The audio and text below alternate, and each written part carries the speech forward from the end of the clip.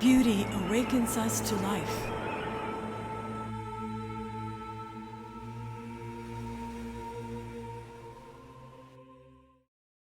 Suddenly we become alive. Our I, our self, becomes alive in an encounter with an other, something outside of ourselves. And far from that annihilating who I am, those are times when I feel like I'm most fully myself. I'm most vibrant, I'm most alive, I'm most aware of the world around me. Rudolf Otto talks about the tremendum, that we look at a mountain range that goes on forever, or we look at the ocean, which seems to go over the horizon.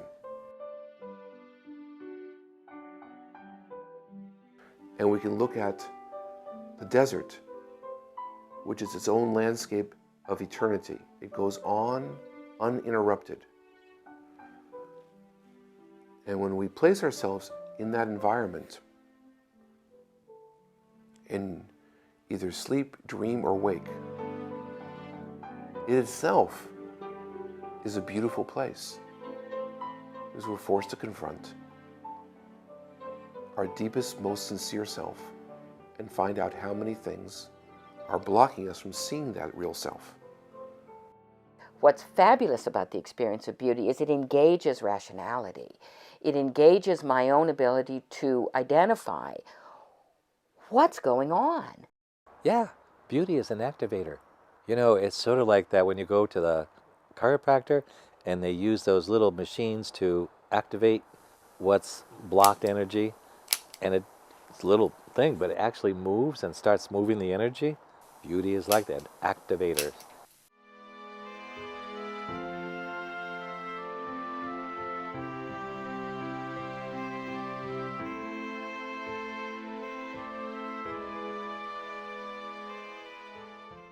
Because it can slip in under the radar, slip in under all our striving and all of our arguing, it can open us up and it can also unite us. People think that beauty is just in the eye of the beholder. I would disagree. There's a truth to that, but it's not the whole truth. Beauty can unite people. People can stand together and see a rainbow and be united by it. And I think it offers an opportunity for people to unite in a very fractious, contentious world. We're bringing things together, and beauty is a perfect experience. Everybody has it. You don't have to go to college to have an experience of beauty. It is independent of education. It is independent of literacy. People who do not know how to read and write have an experience of beauty. We can all talk about this. It brings us together. Beauty comes down and it brings people together.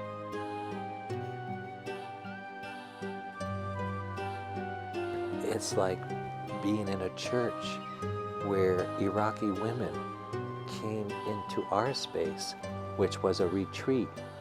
And when the Iraqi women saw us being open to pray, they wanted to pray with us. So our leader got all the Iraqi women facing all the American women. And we were watching, woman to woman, Iraq and America, at a time when we were at our strongest hurt. And both of them started by singing a song in their language, and then praying for each other. And we wept because we saw something crossing over the line. So beauty brings us over the line into another dimension, another culture.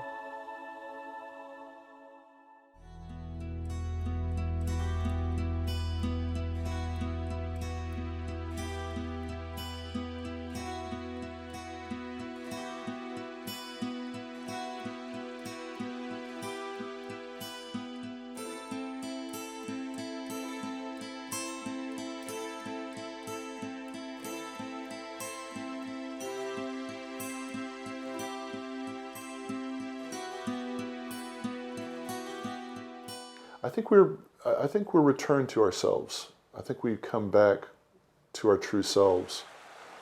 I think beauty has a way of actually cracking your heart open so that it's simply easier to embrace your true self. I'm taken out of myself, I'm brought back to myself, I'm relativized, I'm magnified. I'm part of a bigger. I'm called to respond. I'm called to receive. I'm not in control, and yet I'm part. It's a great moment. Am I afraid? So all of these things are going on almost simultaneously. And my job, or my invitation, the invitation for me in an experience of beauty is to get in touch with all of those pieces that are going on inside of me and then freely respond. It calls into us and makes us understand things about ourselves and the world and our relationship to the world that we are likely to have either forgotten or maybe never have been fully aware of. Beauty both attracts me to the world, but it also makes me feel that it's intelligible, that it's knowable to some extent.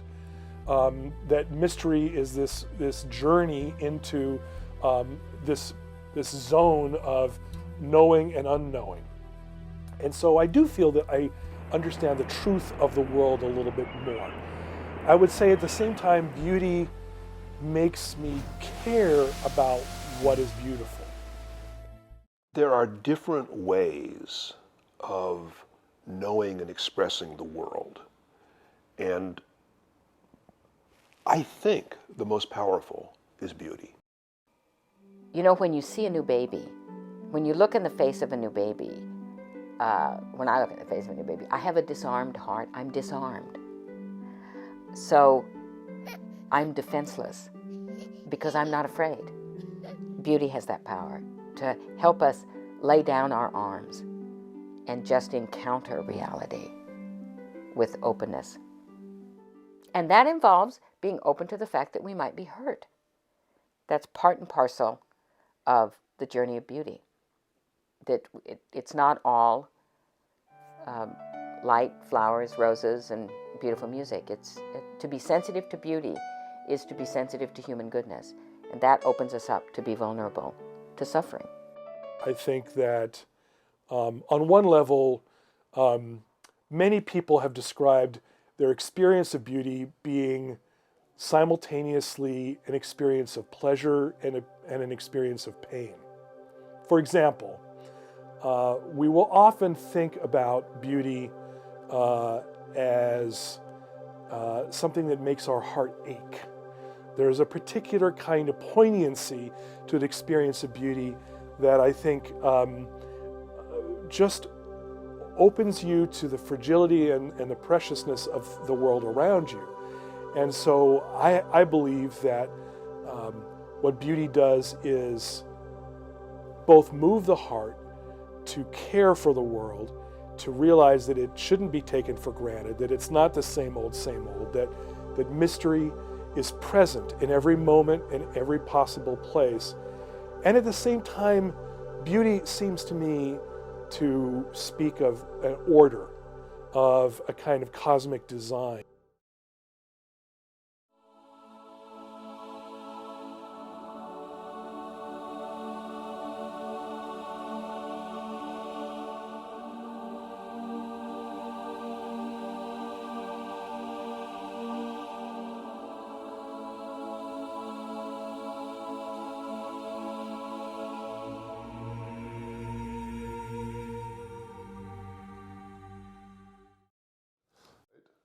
So the Greek word cosmos means beauty. It means wholeness. It means this bringing together of things in a way that makes wholeness, that makes completeness, that makes a whole sense of oneself. So you have the word, cosmos, cosmology, and you have the word cosmetic, which are both related by the same root word of cosmos. So there is this idea that what is beautiful is brought together in a kind of a wholeness. What is it about this experience that causes me to stop and take notice? Is it the way the parts fit together? Is it the symmetry of repetition? We think of the great pieces of music like Pachelbel's Canon in D, which is in fact the same piece of music played over and over and over again on top of each other, so that these notions of around, you know, simply speaking, around, or a kind of a Baroque experience of music, or we look at some of Bach's music, highly proportional, Mozart, highly, and even Beethoven, highly proportional in terms of the repetition of the musical cadence. There is something haunting and there's something beautiful about that. Our sense of beauty, I believe, originates, although it's not eventually limited, to the natural world, to this sense of order, of shape, of mystery, of grace that permeates the natural world. In our art, in a sense, we try to replicate it. And I don't mean that by slavish verisimilitude, but replicate the dynamic energy that we experience when we're looking at a mountain or whatever. The object itself has characteristics, and philosophers have talked about those characteristics as symmetry, unity, brilliance as examples. And different people in different parts of the world and different times in the history of the unfolding of the world can look at things, and the important thing is that things have been arranged and taken in, and there's an archetype in the human psyche that wants to make order and arrange things, and that part of that is cultural and part of that is aesthetic, and it's just a natural part of one's life process. Even if it looks like it's chance and random, there is an implicate order in there somewhere, and that you get down to the structure of it, to the matrix of it, and there's a beauty in it, because you're resonating at a rather fundamental level with the human's proclivity for trying to make order of chaos, or trying to make order and decipher and structure something. And for me, that process is intrinsically, it's about beauty. It's about being in relation to beauty. The order that beauty reveals is very rarely symmetrical. It's very rarely permanent. It's not some sort of binary good and bad. It tends to be complicated and dialectical.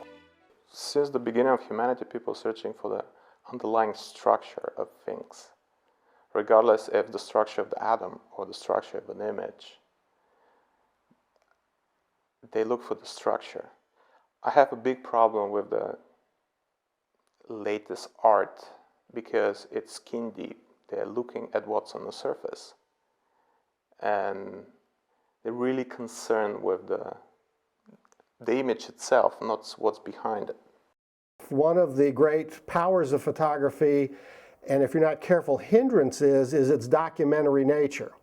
Most photographers are trying to document something. If they're sport photographers, landscape photographers, I'm not trying to document the thing you would see if you were there. I'm trying to document the essence of the thing that's embedded in its materiality.